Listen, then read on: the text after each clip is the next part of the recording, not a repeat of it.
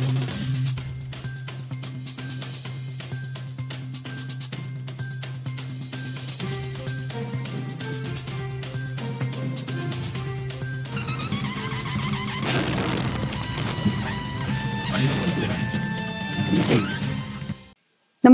आपण पाहता हिरकणी न्यूज.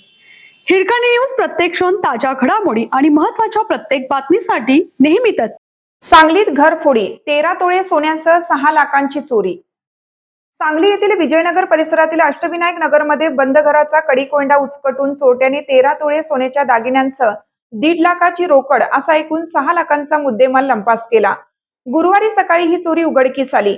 या प्रकरणी संजयनगर पोलिसांनी घटनास्थळी पंचनामा केला असून अज्ञाताविरोधात गुन्हा दाखल केला आहे. दगडू पांडुरंग सरगर वय 51 यांनी या प्रकरणी फिर्याद दिली आहे.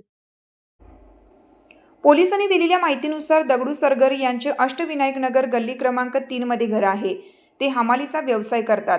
बुधवारी सकाळी 7 वाजता घराला कुलूप लावून ते बाहेर गेले. त्यावेळी चोरट्यांनी पाळत ठेवून त्यांच्या घराचा कडी-कोंडा उचकटला.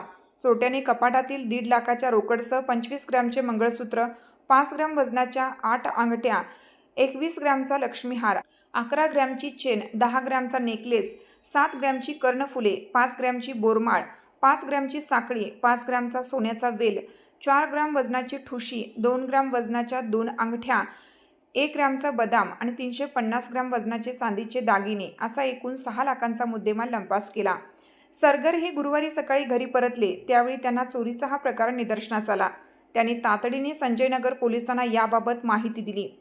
पोलिसांनी घटनास्थळी पंचनामा करून अज्ञाताविरुद्ध गुन्हा नोंदवला.